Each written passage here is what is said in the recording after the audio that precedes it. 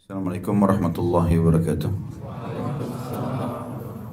Alhamdulillah wassalatu wassalamu ala rasulillah. Segala puji bagi Allah subhanahu wa ta'ala, juga salawat dan taslim kepada Nabi besar Muhammad sallallahu alaihi wasallam. Pertama-tama tentu saya perlu sampaikan teman-teman sekalian, untuk taklim kita ini sebulan sekali ini tidak bisa saya mulai sebelum duhur ya. Jadi memang harus duhur karena taklim sebelumnya yang sudah berjalan jauh, mungkin kurang lebih sudah 2 tahun di Rawamangun itu dari jam 9 sampai jam 11. Biasanya kejar waktu kesini naik motor butuh waktu sekitar 45 menit. Khawatir nggak keburu gitu. Jadi makanya tadi disiapkan pun meja ini, mungkin diharapkan bisa pengajian sebelum duhur, tapi memang saya mempertimbangkan tidak mungkin. Jadi duhur insya Allah sampai menjelang selesai nanti. Kita membahas lanjutan buku tentang 1000 amalan sunnah dalam sehari semalam. Dan ini sebenarnya bertujuan sekali agar seorang muslim tersibukkan dengan amal saleh. Gak ada waktu lagi untuk negosiasi dalam maksiat, dosa, buang-buang waktu.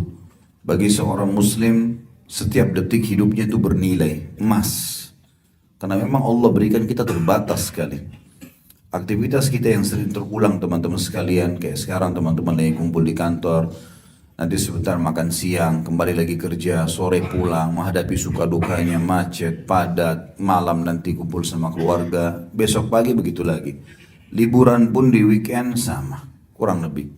Tapi seorang muslim faham, itu semua ada akhirnya.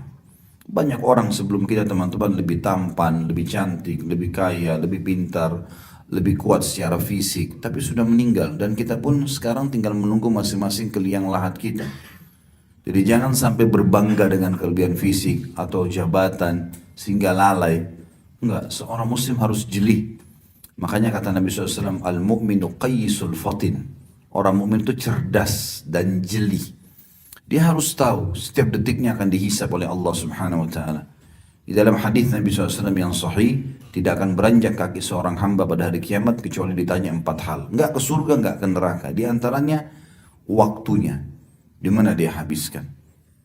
Dan diikutkan lagi setelahnya masa mudanya, di mana dia habiskan. Ternyata waktu sama masa muda ini sama-sama gitu kan. Tetapi waktu bicara masalah global dari masih kecil sampai dia meninggal. Kalau masa muda lebih difokuskan lagi. Energi lagi memuncak, ide-ide lagi brilian. Ya, banyak potensi-potensi yang bisa kita lakukan. Kalau orang sudah tua, jalannya jadi lamban, badannya bungkuk, mungkin matanya rabun. Tapi orang masih muda banyak sekali. Dan ini tidak boleh disia-siakan. Akan dipertanggungjawabkan semua pada hari kiamat. Dalam Al-Quran Allah SWT berfirman, A'udzubillahi minasyaitonirrajim, Am hasibtum annama khalaqnakum abathan wa annakum ilayna la turja'un. Apakah kalian mengira kami menciptakan kalian sia-sia dan tidak akan kembali kepada kami? Enggak ada hisab, enggak ada pertanyaan, enggak. Allah SWT berikan kepada kita potensi-potensi ini untuk mengejar apa yang dijanjikan di akhirat. Ingat teman-teman sekalian, kita ini adalah anak-anak akhirat, bukan anak-anak dunia. Dunia ini tempat mampir. Jangan tinggal di sini. Gitu. Nabi Adam alaihissalam diciptakan dan seluruh keturunannya untuk jadi penghuni surga. Makanya awal setelah diciptakan Nabi Adam ditaruh di surga dulu, di tempatmu nanti sama anak cucumu ya. Jadi itu seperti itu, lalu diturunkan di muka bumi sebagai petugas saja, tugas menjadi pemimpin untuk seluruh makhluk di muka bumi ini, khalifah. Lalu akan kembali lagi ke sana. Orang yang cerdas dia kembali ke tempatnya. Makanya Ali bin Abi Thalib berkata radhiyallahu anhu, dunia punya anak-anak dan akhirat punya anak-anak, tapi jadikan diri kalian sebagai anak-anak akhirat. Dunia boleh dinikmati, bukan tidak boleh.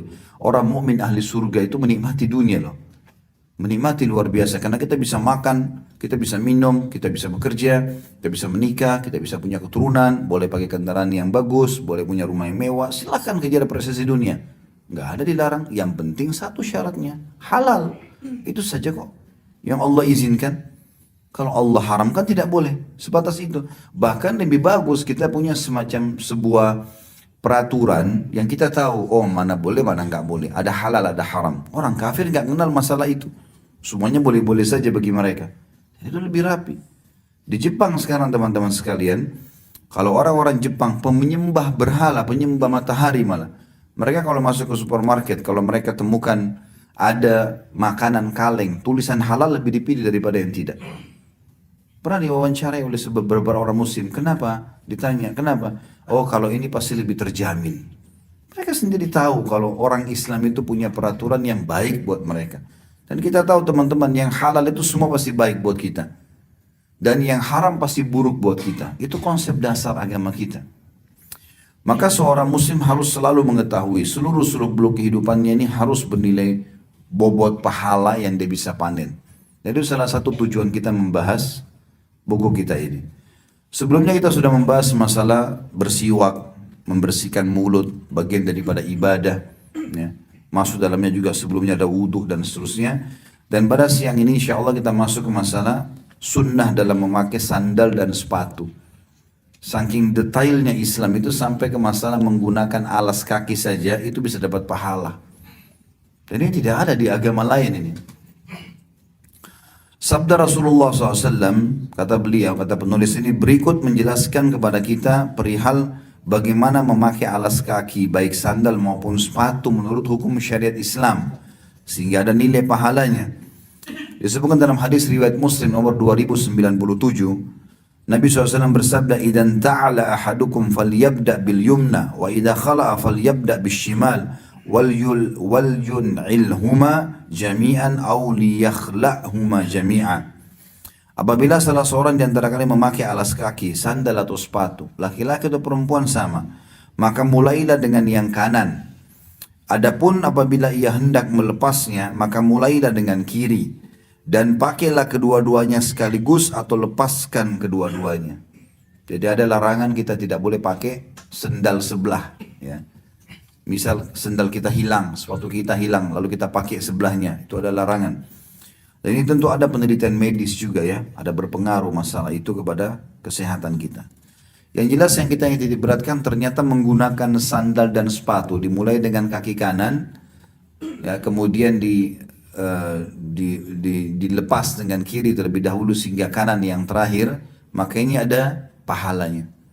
Kita masuk musholla atau tempat seperti ini ada pahalanya. Buka sepatu tadi, pakai sepatu sebentar gitu kan. Di rumah mungkin ibu-ibu akhwat kita pakai sendal di rumah yang dipakai biasa mungkin dalam rumah, itu sudah bisa jadi pahala. Kata beliau, sunnah-sunnah tersebut diamalkan seorang muslim berkali-kali dalam sehari semalam. Misalnya, ia memakai alas kakinya sebelum masuk atau setelah keluar dari masjid, ketika masuk dan keluar kamar mandi, ketika pergi ke tempat kerja di luar rumah, sehingga dapat dikatakan bahwa memakai alas kaki adalah rutinitas yang terjadi berkali-kali dalam keseharian seorang muslim, seperti halnya manusia lainnya.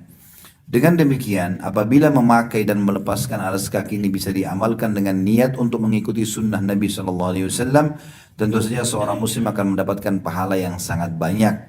Dan dengan mempraktekkan ini, seluruh aktivitas keseharian seorang hamba akan selalu berdasarkan bimbingan sunnah. Selanjutnya adalah sunnah berpakaian. Salah satu aktivitas yang rutin dilakukan banyak orang dalam keseharian adalah melepas dan memakai pakaian. Baik yang dicuci, baik untuk dicuci, dipakai tidur ataupun yang lainnya. Ini ada sunnah-sunnahnya.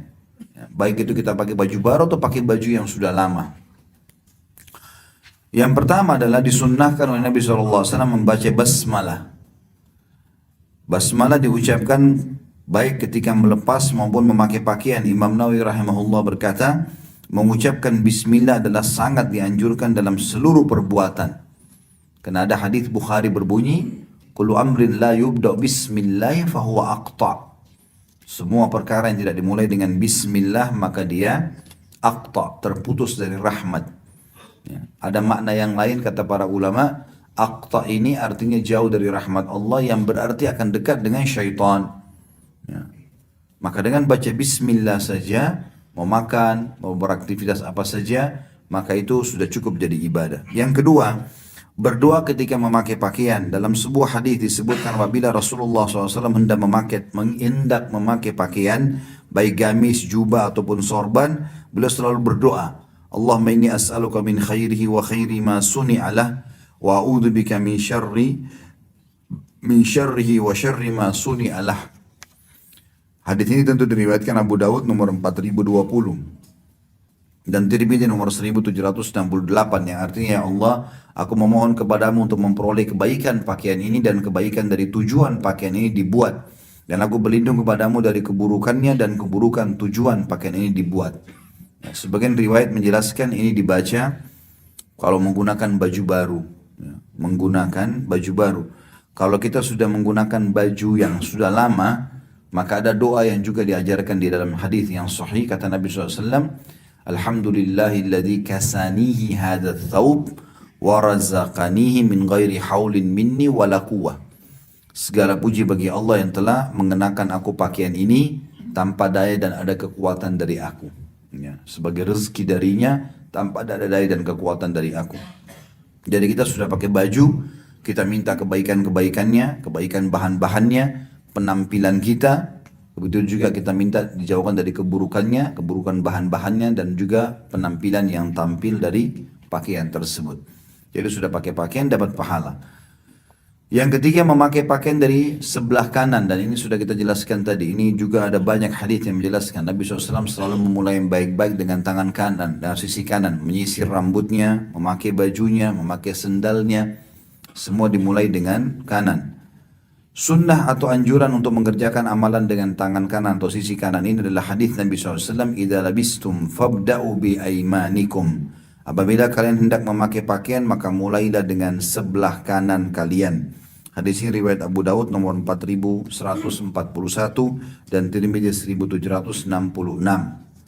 Kemudian sunnahnya juga adalah, bisa ada 4 sunnah di sini dalam menggunakan pakaian, melepaskan pakaian atau celana dari sebelah kiri. Jadi kalau pakai sisi kanan, dan itu yang awal dimulai dalam hadisnya dikatakan mulailah selalu dengan sisi kanan dan jadikan kanan terakhir yang kalian lepaskan. Baik itu sendal, pakaian, ataupun yang lainnya. Tentu ini sebatas perbuatan-perbuatan yang dianggap positif ya. Tapi kalau untuk membersihkan diri, maaf, cebok pada saat lagi buang air besar, buang kecil, justru tangan kiri. Justru tangan kiri.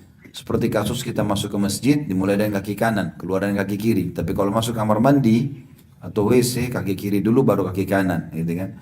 Kalau perbuatan yang dianggap negatif, membuang kotoran kita ini, yang memang dasarnya dalam pandangan orang ya kurang baik, kalau kececer pun orang menilai buruk misalnya, maka itu dengan sebelah kiri. Juga ada tambahan di sini sunnah Nabi SAW, kalau teman kita pakai baju baru, dan boleh kita mengatakan, ini baju baru saya beli. Nggak ada hubungannya sama riya itu. Karena itu fasilitas duniawi, gitu kan. Tujuannya agar saudara kita mendoakan, dan kita sunnahnya mendoakan saudara kita yang pakai baju baru. Ada 2 riwayat. Yang pertama, tubli wa yukhlifullah. Semoga enak, nyaman kau pakai, dan semoga Allah menggantikan kalau sudah rusak.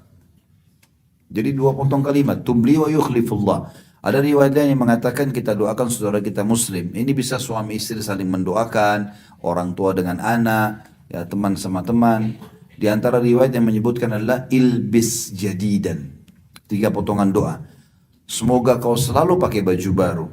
Wa ish hamidan. Semoga hidupmu selalu bahagia. Wa mut syahidan. Dan semoga pada saat kau mati, kamu mati syahid. Doa yang mulia. Gitu kan? Harusnya kita saling mengajarkan suami istri, orang tua pada anak. Ini mulia, pakai baju baru, sudah nyaman. Ya, kita juga merasa bangga dengan baju itu, ya, karena baju baru. Kemudian kita juga didoakan, ilbis jadidan, semoga kau selalu pakai baju baru. Wa ish hamidan, semoga hidupmu bahagia. Wa mut syahidan, dan pada saat kau mati, closingnya nanti mati syahid, mati yang terbaik. Kemudian ada sunnah selanjutnya adalah sunnah keluar dan masuk ke dalam rumah. Ini tiap hari kita lakukan. Walaupun kita, sebagian ulama mengatakan keluar hanya ke halaman, menemui tamu di teras, di kebun belakang, sama saja. Imam Nawawi rahimahullah berkata dianjurkan membaca basmalah, memperbanyak zikir kepada Allah dan agar sering memberi salam.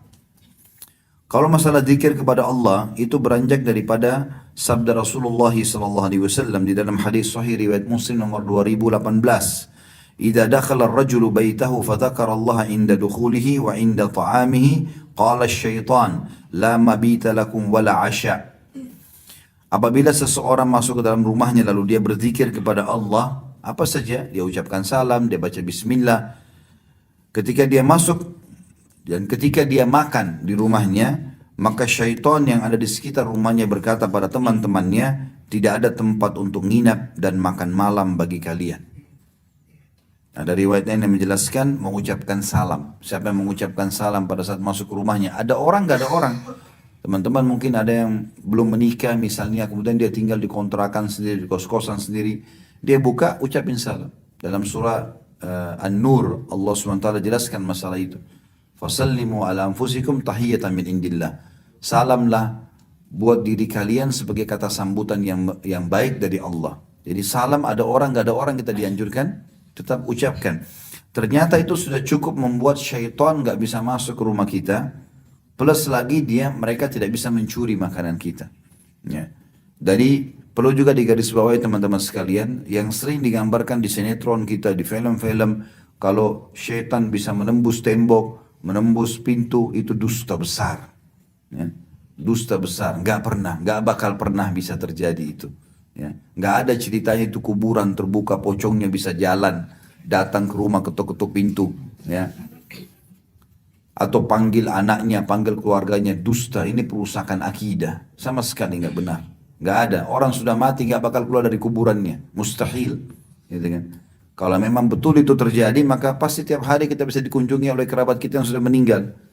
Atau kita bisa ketemu Rasulullah SAW, ketemu para syuhada Badar. Kita ngobrol aja sama mereka, tapi itu nggak benar, gitu kan? Lalu minta makan, minta minum, ini tidak benar semuanya. Makanya Nabi SAW juga mengatakan dalam hadis Bukhari, syaitan tidak akan pernah bisa membuka pintu yang sudah ditutup oleh pemilik rumah, dan syaitan tidak akan pernah bisa membuka tutup panci yang sudah ditutup, mustahil. Jadi nggak mungkin, gitu kan? Jadi jangan dikatakan bahwasanya dia akan masuk dan segala macam, kecuali memang dasarnya orang itu membuka diri untuk itu. Nah subhanallah, salah satu yang menameng syaitan untuk masuk ke rumah adalah pengucapan salam atau berzikir ini. Itu yang pertama. Yang kedua, berdoa ketika masuk rumah. Kita, kata beliau, kaum muslimin diperintahkan supaya berdoa setiap kali masuk rumah, sekembali dari luar rumah. Sunnah dalam hal ini adalah disebutkan dalam hadis Nabi SAW, di dalam hadis yang sahih diriwayatkan Abu Daud nomor 5096. Nabi SAW seringkali mengucapkan kalau masuk rumah, Allahumma inni as'aluka khairal malaji wa khairal makhraji, bismillahi walajna wa bismillahi kharajna wa ala Allahi rabbina tawakkalna. Ya Allah, kepadamu lah aku memohon, ya, kebaikan ketika masuk dan kebaikan ketika keluar, dengan menyebut nama Allah kami masuk dan kami keluar, dan hanya kepada Allah Rabb kami bertawakal. Kemudian dia dianjurkan memberikan atau mengucapkan salam kepada anggota keluarganya pada waktu itu yang sedang berada dalam rumah. Dengan doa tersebut seseorang akan bisa merasakan tawakalnya kepada Allah saat masuk dan keluar rumah, dan ini akan melahirkan hubungan yang terus-menerus antara hamba dengan Rabb-nya. Jadi memang tujuan-tujuan daripada doa dan zikir ini agar seseorang seperti selalu absen dengan Tuhannya Allah Subhanahu wa ta'ala.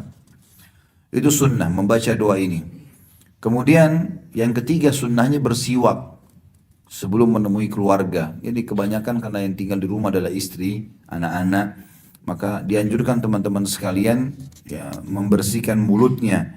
Kalau siwak mudah dikantongin, kalau tidak ada siwak pun mungkin kita bisa melakukan atau membawa air mineral, mungkin kumur-kumur, atau begitu masuk rumah, masuk ke dalam kamar mandi dulu.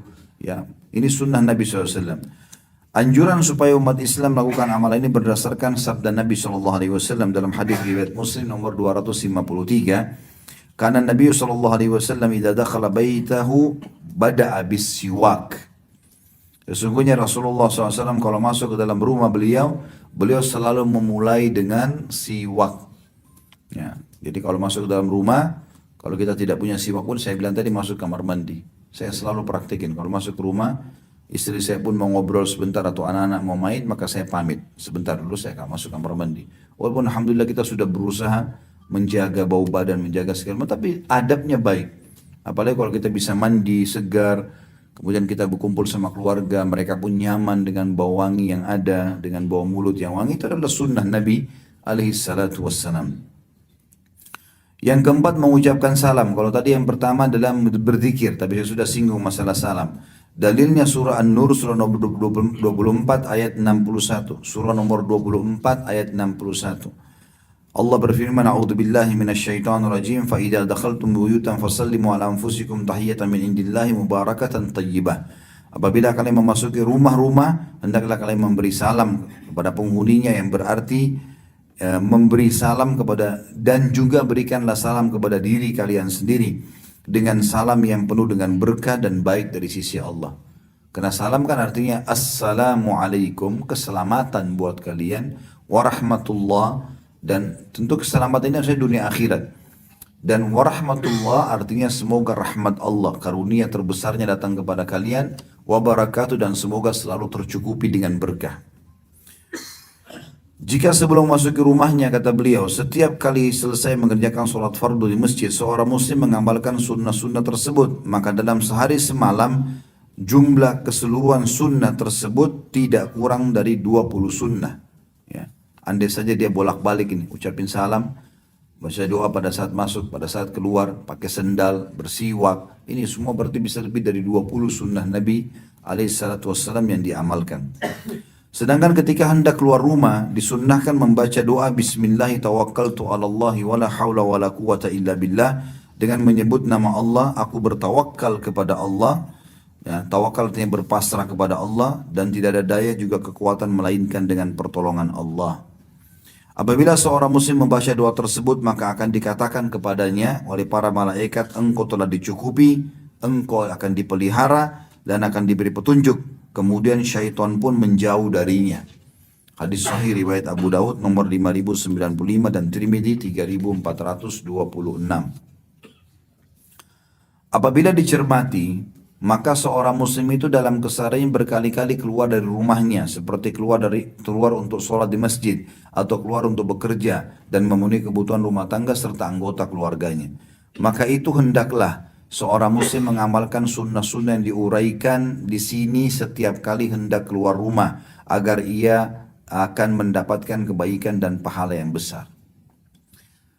Di sini sebagai penutup dalam poin ini, faedah mengikuti sunnah keluar rumah. Beberapa faedah yang dapat dipetik dari upaya hamba dalam mengikuti sunnah Nabi SAW yang berkaitan dengan keluar rumah adalah, yang pertama, semua urusan dunia akhirat hamba tersebut akan dicukupi oleh Allah. Karena kalau keluar rumah baca Bismillah tawakkaltu ala Allah, dipenuhi semua hajatnya. Yang kedua, mendapatkan pelindungan dari setiap kejahatan dan setiap yang dibenci, baik yang datang atau berasal dari jin maupun manusia. Dan yang ketiga, seorang hamba akan mendapatkan hidayah Allah atau petunjuk, dan hidayah atau petunjuk ilahi ini sendiri adalah lawan dari kesesatan. Ya, semoga Allah SWT menyelamatkan kita dari semua keburukan. Ini termasuk yang disampaikan oleh penulis di sini. Jadi ini termasuk sunnah Nabi alaihi salatu wassalam. Juga sunnah Nabi sallallahu alaihi wasallam yang selanjutnya adalah pergi ke masjid. Ya. Ini juga untuk saya ingin tambahkan teman-teman berhubungan dengan masalah rumah ini, baik itu kontrak, baik itu kos ataupun sudah punya rumah sendiri, usahakan jangan pernah ada hal-hal yang bisa membuat malaikat tidak masuk, atau bahkan doa kita tidak mustajab. Ya, seperti adanya patung di rumah, adanya lukisan. Lukisan ini fokus kepada manusia, hewan, ataupun ada orang yang menggambarkan jin, syaitan, atau malaikat yang digambarkan laki-laki bersayap misalnya. Ini semua dilarang. Jadi masuk dalam larangan Nabi SAW yang berbunyi dalam hadis Bukhari, rumah yang di dalamnya ada patung, ada anjing tidak akan dimasuki oleh malaikat. Maka ini harus dijaga supaya salam kita bermanfaat, ya, doa-doa kita dalam rumah juga bermanfaat, maka tentu saja kita harus hindari ini. Nabi SAW pernah mau masuk rumah, lalu beliau temukan ada anjing depan rumah. Lalu beliau berdiri sebentar, sambil anjing tersebut diusir. Pada saat sudah pergi, Nabi SAW masuk. Aisyah tanya, radhiyallahu anha, ya Rasulullah, kenapa tadi anda tertahan, tidak langsung masuk? Kata Nabi SAW, tadi bersamaku Jibril, dan Jibril tidak mau masuk dalam rumah karena ada anjing tersebut. Berapa banyak umat Islam yang tidak faham masalah ini. Maka kalau ada lukisan berhubungan dengan misal di meja makan, lukisan buah-buahan, nggak ada masalah. Atau kita lukisan mobil, lukisan gedung-gedung, ya, atau pantai, tapi tanpa ada hewan, tanpa ada manusia, ini semua tidak ada masalah. Tapi kalau sudah masuk ke masalah adanya tadi gambar-gambar ini maka dilarang. Karena tidak akan masuk ke dalamnya malaikat-malaikat. Kami juga punya pengalaman dalam masalah bab ruqyah, mengobati orang-orang yang kena sihir. Subhanallah. Sihir itu akan mudah cepat di ruqyah di sebuah rumah atau seseorang kalau memang dasarnya dia sendiri mau mengobati dirinya, ikhlas kepada Allah, minta pertolongan agar disembuhkan. Lalu dia harus membebaskan rumahnya dari hal-hal seperti ini. Termasuk di sini teman-teman sekalian foto. Masalah foto ini khilaf di antara ulama masalah boleh atau tidak bolehnya. Tapi kami termasuk berpegang pada pendapat yang membolehkan kalau foto. Karena Syekh Utsaimin rahimahullah berkata foto itu seperti orang yang melihat dirinya di cermin. Jadi kita pakai baju apa, warna kulit kita seperti apa, ya keluarnya seperti itu. Cuma ini pun dianjurkan untuk tidak dipajang. Karena larangan hadis yang menyebutkan tentang malaikat tidak masuk ke dalam rumah adanya gambar atau patung yang dipajang. Jadi kalau ada keperluan kita taruh di album, taruh di handphone, ya penting. Yang kita simpan di tempat-tempat yang tidak bukan untuk dipajang. Ada orang banyak masuk ke rumahnya semuanya foto. Nah, ini termasuk subhanallah. Beberapa kali kasus ruqyah yang dilakukan oleh beberapa teman-teman praktisi lapangan ini itu bermasalah rupanya. Jadi makanya sudah dengan pengalaman-pengalaman ada disuruh turunkan semua gambar-gambar itu, kemudian di ruqyah itu efeknya jauh lebih besar. Jauh lebih besar. Baru dibacain beberapa ayat sudah kesurupan, sudah muntah, sudah segala macam. Tadinya kalau ada gambar atau foto enggak sama sekali. Nah, makanya juga termasuk berhubungan dengan masalah rumah supaya apa yang kita amalkan dari sunnah-sunnah Nabi SAW itu bermanfaat. Rumah itu makin bersih, makin bagus, ya, makin disukai oleh Allah SWT. Dan ingat juga merapikan rumah, membersihkan rumah bagian dari sunnah Nabi SAW. Ya, dalam hadis dikatakan innallaha jamilun yuhibbul jamal. Allah indah, ya, masuk makna dalam masalah indah ini adalah bersih, rapi dan menyukai semua itu. Makanya kita lihat surga yang dijanjikan digambarkan istana yang mewah, kebun-kebun yang lebat dan rapi, permadani, dipan-dipan, bantal-bantal. Surah Al-Waqiah, Surah Ar-Rahman menjelaskan semuanya indah. Bidadari, bidadara digambarkan seperti intan, seperti yakut. Luar biasa gitu menggambarkan. Dan memang itu ajaran Allah Subhanahu wa taala kepada nabinya Muhammad sallallahu alaihi wasallam. Kalau tempat kotor, ya maka disukai oleh syaitan. Syaitan itu melihat tempat bersih teman-teman, tempat wangi itu seperti kalau kita melihat tempat yang jorok. Dia justru suka, makanya rumah-rumah yang tidak dihuni, rumah tua, memang ada syaitan. Memang dia suka dengan tempat-tempat seperti itu. Dan kalau dibersihkan maka tentu saja akan aman. Allahu a'lam. Kemudian kita masuk ada sunnah selanjutnya, sunnah menuju ke masjid. Dan mungkin kita tutup dengan ini supaya ada kesempatan untuk bertanya. Yang pertama, bersegera menuju ke masjid. Ya, jadi usahakan kalau bisa ke masjid sebelum azan bagus. Kalau pas azan, yang penting kita jangan ketinggalan beberapa sunnah-sunnah Nabi. Karena antara azan dan iqamah ada doa mustajab, ada sholat qabliyah, ya. Ada mengejar awal takbiratul ihram bersama imam. Ya. Karena syaitan kalau tidak bisa menahan kita untuk ke masjid, maka minimal sekali dia akan menerlambatkan kita supaya kehilangan sunnah-sunnah ini. Oh masih 5 menit kok masjid dekat rumah saya iqamahnya, ditunda lah akhirnya. Akhirnya dia tiba nggak sempat sholat qabliyah, nggak sempat doa mustajab. Ini doa mustajab teman-teman. Yang 5 menit itu, ini Allah janjikan memberikan kepada kita seluruh hajat dunia akhirat. Antum bayangin kalau seandainya kita diberikan kesempatan oleh wali kota atau gubernur DKI untuk datang ke kantornya setengah jam saja. Boleh sampaikan apa yang dia inginkan. Misal disampaikan pembebasan tanah di satu tempat. Itu saja sudah luar biasa. Mungkin kita sudah adakan persiapan-persiapan. Hanya dikasih waktu sebentar. Dan itu hanya satu hajat. Antara azan iqamah ini harus dimaksimalkan. Doa mustajab. Gitu kan. Harusnya seperti itu. Sunnah menuju ke masjid dianjurkan agar yang pertama bersegera. Beranjak daripada hadis Nabi SAW riwayat Bukhari nomor 615, Imam Muslim nomor 437. Nabi SAW bersabda, "Law ya'lamun nasu ma fi nidai was safil awal la atau thumma lam yajidu illa an yastahimu." Saya ulangi kembali, "Law ya'lamun nasu ma fi nidai was safil awal thumma lam yajidu illa an yastahimu alaihi lastahamu alaihi." Walau ya'lamuna ma fi tahjiri lastabaqu al ilai Walau ya'lamuna ma fil atamata was subhi la'atauhuma walau habwa. Seandainya manusia mengetahui keutamaan panggilan azan dan saf pertama, begitu azan mereka sudah jawab jawaban muadzin lalu kemudian mereka ke masjid dan mengejar saf-saf pertama bagi laki-laki di depan. Kemudian tidaklah mereka bisa mendapatkan itu kecuali mereka berundi atau bersaing, pasti mereka akan berundi atau bersaing. Dan seandainya mereka mengetahui keutamaan bersegera menuju ke masjid, niscaya mereka akan berlomba-lomba. Dan seandainya mereka mengetahui keutamaan sholat isya dan subuh berjamaah, niscaya mereka akan datang walaupun dengan merangkak. Dan ini berarti keutamaan ke masjid. Buru-buru ke masjid di awal waktu itu bagus. Maksud saya ini buru-buru bukan berlari, tapi dia bersegera datang. Imam Nawawi rahimahullah berkata, at-tahjir ialah bersegera menuju ke sholat. Jadi bersin ya, yarhamkallah. Yang kedua, berdoa ketika menuju ke masjid. Dan ini doa mulia sekali. Kata para ulama, orang yang rutin kerjakan, maka walaupun dia berkulit gelap, tetap Allah SWT berikan ini cahaya. Terbiasa berdoa ini kalau ke masjid.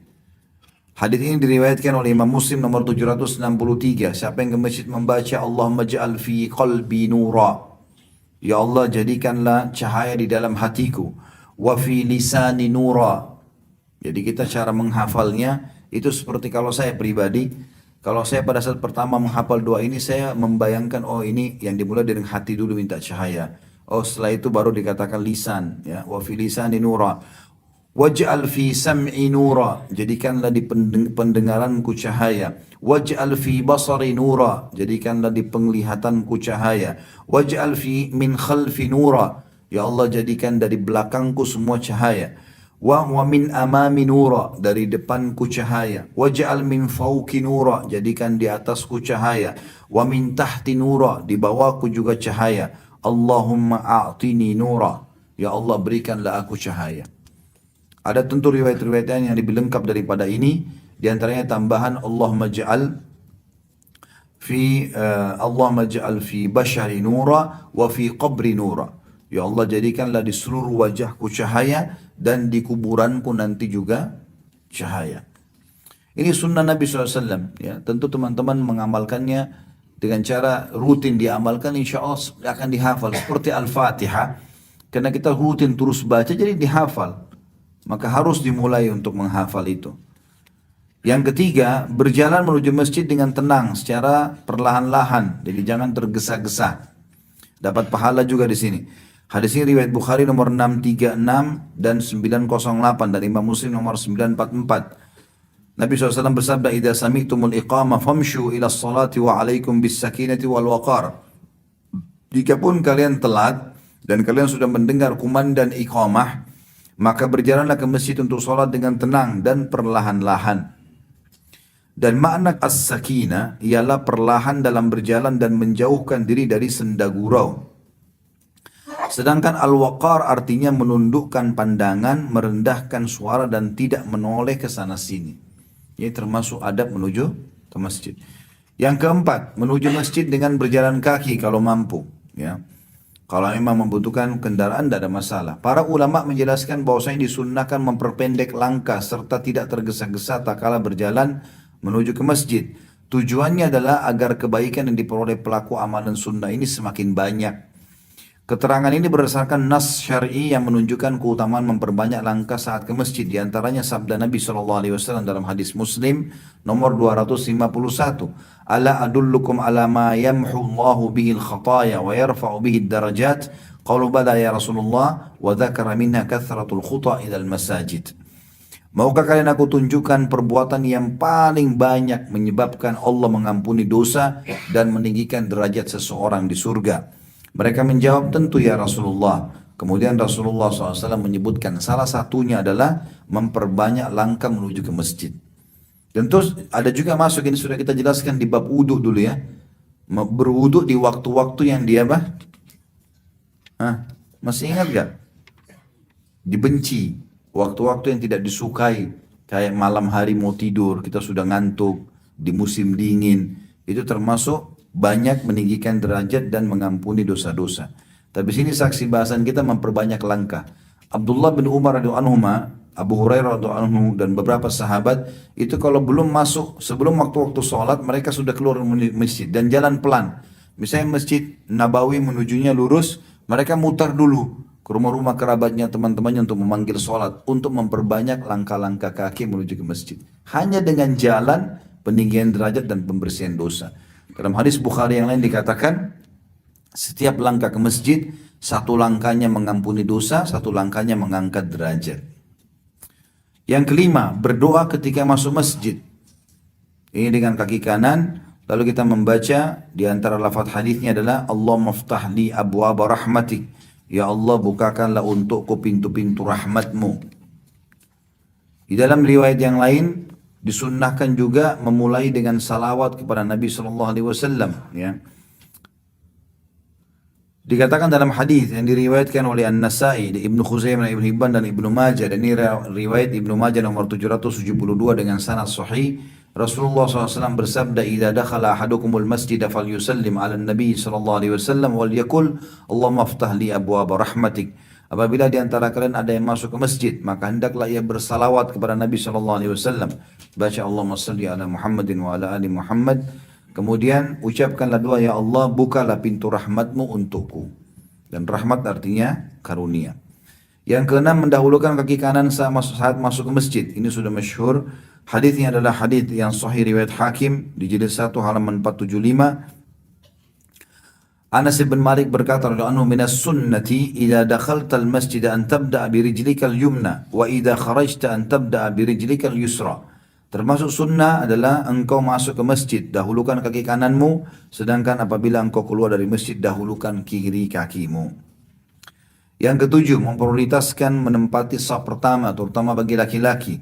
Jadi jangan dorong-dorongan sama orang, jangan persilahkan kita yang masuk duluan. Kalau sudah masuk di saf pertama, kemudian ternyata ada lowong, baru kita persilahkan orang lain masuk. Ya. Sesuai dengan sabda Nabi SAW dalam hadis sahih riwayat Bukhari nomor 615, Imam Muslim 437, la ya'lamun nasu ma fi nidai was safil awal thumma lam yajidu illa an yastahimu alai lastahamu alai walau ya'lamuna ma fi tahjiri lastabaqu ilai. Seandainya umat manusia mengetahui keutamaan dari panggilan azan dan saf pertama, begitu azan mereka langsung sibukkan diri dengan sholat, lupain yang lainnya, dan mereka mengejar saf-saf pertama, kemudian tidaklah mereka bisa mendapatinya kecuali caranya berundi atau bersaing, pastilah mereka akan berundi atau bersaing. Dan seandainya mereka mengetahui keutamaan bersegera menuju ke masjid, niscaya mereka akan saling berlomba. 3 poin yang terakhir, yang ke-8 adalah berdoa ketika keluar masjid dengan membaca Allahumma inni as'aluka min fadlik. Ini doa yang terpendek, ya Allah karuniakanlah aku dari karuniahmu, ya. Fadl ini lebih kepada rezeki, kesehatan. Dan ini hadis diriwayatkan oleh Imam Bukhari nomor 444, Imam Muslim 714. Dalam riwayat An-Nasai disebutkan agar bersalawat kepada Nabi SAW di samping membaca doa tersebut. Jadi kita mau masuk masjid, kaki kanan baca Allahumma salli ala Muhammadin wa ala ali Muhammad, Allahumma aftah li abwaaba rahmatik. Kalau keluar, Allahumma salli ala Muhammadin wa ala ali Muhammad. Kemudian kita membaca Allahumma inni as'aluka min fadlik. Jadi masuk rahmatik, keluarnya fadlik. Yang ke-9, mendahulukan kaki kiri saat keluar masjid. Tadi salah satu sunnahnya mendahulukan kaki kanan saat masuk. Ini kalau keluar kaki kiri. Ini juga sunnah sendiri, dapat pahala. Hal ini berdasarkan perkataan sahabat Anas bin Malik yang lalu tentang keutamaan mendahulukan kaki kanan ketika masuk ke dalam masjid. Saya pernah subhanallah dulu satu masjid, saya duduk di bagian belakang dekat pintu masjid masuk keluar. Saya melihat sangat sedikit orang Islam mengamalkan ini. Mereka masuk masjid keluar ya tidak dipedulikan, mau kaki kanan dulu, mau kaki kiri dulu. Maka ini perlu digarisbawahi. Hanya dengan mendahulukan kaki toh juga akan masuk, ada pahala, kenapa enggak gitu. Bahkan saya pernah temukan ada seorang profesor mengajar kami di S2 dulu, ilmu budaya. Semoga Allah kasih hidayah. Alhamdulillah pada saat itu dia mengajar dan saya ada di kelas gitu. Kemudian dia mengatakan ada tradisi, waktu itu kami di Sulawesi Selatan, ada tradisi orang Bugis Makassar, kalau masuk kamar mandi itu kaki kiri keluar kaki kanan. Saya langsung angkat tangan, saya bilang maaf Pak Prof, setahu saya itu bukan tradisi Bugis Makassar, itu adalah sunnah Nabi SAW. Kalau anda mau saya datangkan hadisnya, saya datangkan Sahih Bukhari, ya keesokan hari saya perlihatkan ini, silahkan lihat. Ini hadisnya. Jadi itu sunnah. Subhanallah, profesor pun orang muslim tidak tahu kalau itu adalah sunnah Nabi SAW. Dan ini banyak terjadi. Sayang sekali, hanya sekedar untuk masuk ke masjid dengan kaki dan keluar juga dengan kaki kanan keluar dengan kaki kiri sudah dapat pahala, tidak dilakukan. Yang ke-10 yang terakhir adalah sholat tahiyat masjid. Ya, sebagai kata penghormatan, ini sebenarnya tahiyat adalah penghormatan terhadap masjid ya. Sabda Nabi SAW, "Idza dakhala ahadukumul masjid fala yajlis hatta yusalli rak'atain." Apabila salah seorang di antara kalian masuk ke masjid, maka janganlah ia duduk hingga dia sholat 2 rakaat.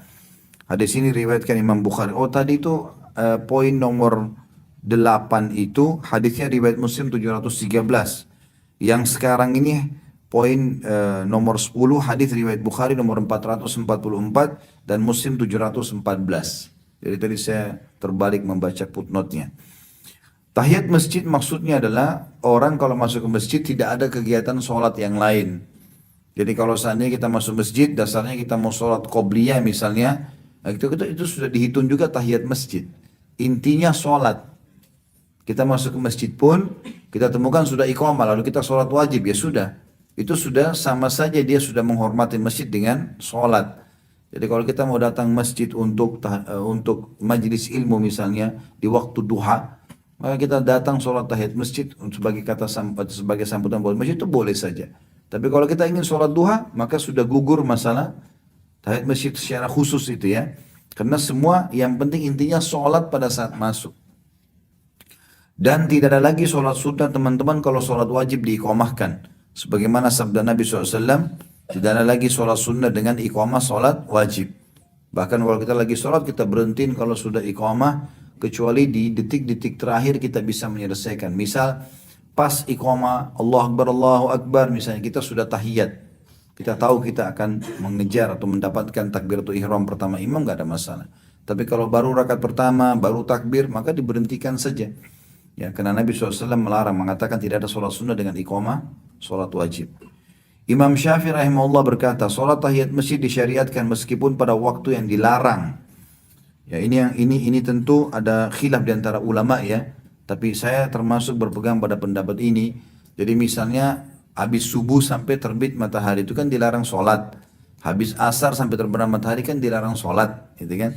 Karena memang ini poinnya, ada hadis yang berkata jangan kalian sujud atau ruku di awal pagi, maksudnya di awal habis iqamah subuh sampai terbit matahari, dan habis asar sampai terbenam matahari, karena iblis sedang mengeluarkan tanduknya dan pengikutnya sedang sujud kepadanya. Tapi ada beberapa jenis sholat yang dikecualikan, penghususan, diantaranya tahiyat masjid, diantaranya sholat jenazah, diantaranya sholat gerhana, gitu kan? Ini semua sholat-sholat yang dikecualikan. Ibnu Hajar berkata, hukum sholat tahiyat masjid adalah sunnah menurut ijma' dan ahli fatwa atau ulama. Praktek sunnah-sunnah tersebut terjadi berkali-kali yang dilakukan oleh seorang muslim ketika ia hendak bepergian menuju masjid untuk melaksanakan sholat 5 waktu. Apabila dikumpulkan semuanya tadi, 10 poin tadi, karena kan 10 poin ya, maka kalau untuk 5 waktu sholat, berarti dalam itu saja dia mendapatkan 50 sunnah. 50 sunnah Nabi alaihissalatu wassalam. Allahu a'lam. Baik, itu saja teman-teman sekalian. Mudah-mudahan bermanfaat apa yang kita bahas insyaAllah. Karena waktunya sudah jam 1. Mudah-mudahan bermanfaat sekali lagi dan jadikan sebagai tambahan amal kita pada hari kiamat. Kalau ada benar dari Allah, kalau ada salah dari saya mohon dimaafkan. Subhanakallahumma bihamdika asyhadu an la ilaha illa anta astaghfiruka wa atubu ilaik. Wassalamualaikum warahmatullahi wabarakatuh.